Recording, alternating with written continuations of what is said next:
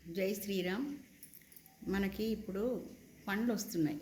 ఆ పళ్ళల్లో dragon fruit ఒకటి, పైనాపిల్ ఒకటి, పనస పండు ఒకటి. పైకి చూడటానికి ఎంత ముళ్ళు ముళ్ళు ఉంటాయి. పనస పండు, పైనాపిల్ అయితే ఇంకా ముళ్ళు ముళ్ళు. డ్రాగన్ ఫ్రూట్ అంతే. కానీ దాంట్లో ఎన్ని పోషక విలువలు ఉన్నాయి డ్రాగన్ ఫ్రూట్లో అని చెప్తున్నారు. అది ఈ మధ్య వచ్చిన ఫ్రూటే అనుకోండి.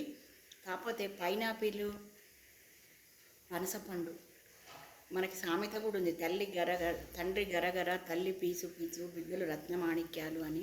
అట్లానే ఆ పైన ముళ్ళు ముళ్ళు ఉన్నాయని ఆ పండ్లని వదిలేయం కదా, దాన్ని జాగ్రత్తగా కోసి శుభ్రం చేసుకొని పనసపండు కానీ పైనాపిల్ కానీ తింటాం, ఆ ముళ్ళన్నీ తీసేసి. అట్లానే కొంతమంది మనుషులు పైకి కోపంగా కనపడతారు. వీళ్ళకి ఇంత పొగరు అహంకారం అనుకుంటాం, కానీ వాళ్ళ లోపల ఉన్న నిజాయితీని కానీ చూడం, వాళ్ళ హృదయ సౌకుమార్యాన్ని చూడం. పైకి కనపడతారు గంభీరంగా, అమ్మో వీళ్ళ జోలికి పోవద్దు అని. కానీ వాళ్ళల్లో ఉన్న నిక్కచ్చితనంతోనే వాళ్ళంత గట్టిగా మాట్లాడుతున్నారు అని అనుకోవాలి కదా. వాళ్ళు ఎవరిని మాట్లాడనియరు అని అనుకోవద్దు.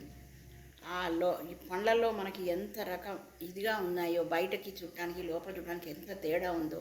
నిక్కచ్చితనమైన మనుషులకి ఎదుటి వారిని మోసం చేయడం కానీ అన్యాయం చేయడం కానీ మనస్తత్వం లేని వాళ్ళు బయటికి అంతే కనపడతారు.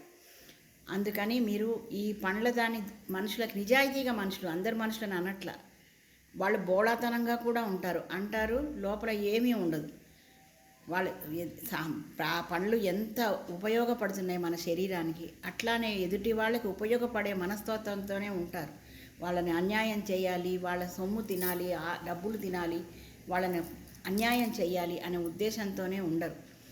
అది మీరు గమనించుకోండి. ఆ మనుషులలో హృదయ సౌందర్యాన్ని చూడండి. మొహంలో ఇదివరకు face is the index of mind అనేవాళ్ళు, అది అస్సలు కాదు. అది face is the index of mind అనేది కొంతమందికి ఏమన్నా ఇదవుతుందేమో, కానీ అందరికీ అట్లా కాదు. వాళ్ళ పనులేవో వాళ్ళు చేసుకుంటున్నారు. వాళ్ళ అవసరమైతే గట్టిగా మాట్లాడతారు, అందరి గురించి మాట్లాడతారని అనుకోవాలి, కానీ స్వార్థం కోసం, మన సదుపాయాల కోసం మాట్లాడుతున్నారు అని అనుకోవద్దు. నచ్చితే షేర్ చేయండి, లైక్ చేయండి.